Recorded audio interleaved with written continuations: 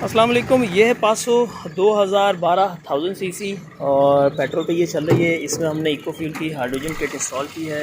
Installation complete हो चुकी है और HHO किट जो है वो उसका क्या फ़ायदा है ये आपके साथ शेयर करते चलते हैं। हाइड्रोजन किट जो है वो हाइड्रोजन और ऑक्सीजन बनाती है पानी तोड़कर, सिर्फ डिस्टिल वाटर से इस्तेमाल होता है। और उसके बाद जब ये हाइड्रोजन और ऑक्सीजन बन जाती है तो हम फिर इस तरह से, जैसे ये पाइप आ रहा है, एयर फ़िल्टर से पहले हमने जो है वो इसके अंदर शामिल कर दिए। ठीक है, हवा के साथ शामिल होती है HHO गैस इंजन बजाएगी, फ्यूल की बर्निंग एफिशिएंसी को बढ़ा देगी। बर्निंग एफिशिएंसी बढ़ने से फ्यूल जो है वो मुकम्मल बर्न होने लगता है, जिससे कार्बन नहीं बनता।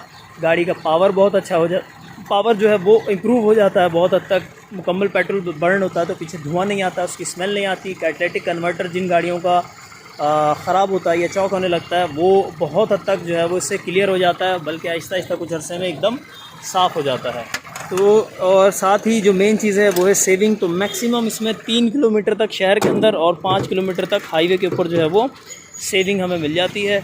अच्छा जी, ये हमने इंजन रूम आपको दिखा दिया, पाइप एयर फ़िल्टर में लगा दिया था और फिर ये फ्यूल लाइन के साथ होते हुए हमारी डिग्गी तक चला गया है। अगर नीचे से मैं दिखाऊँ, नज़र आ जाए शायद, ये हमारा काला पाइप्स ब्लैक जो है ये जा रहा है फ्यूल लाइन के साथ साथ और ये पीछे डिग्गी तक चला गया। हमने इसको जो है वो डिग्गी में निकाल दिया ऊपर और ये हमारी एक कोने के अंदर ये किट रखी गई है। ठीक है जी, डिस्टिल वाटर इसमें इस्तेमाल होता है। ये रहा इसका मार्किंग, हाई और लो। ठीक है, यहाँ जो है वो इसके अंदर पानी डलेगा, डीआयोनाइज वाटर।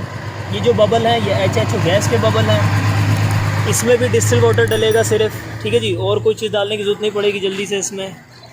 और ये टोटल हमारी किट है। बहुत ज़्यादा करंट नहीं है, कोई 6 एम्पेयर, 5.5 6 बस काफ़ी होता है।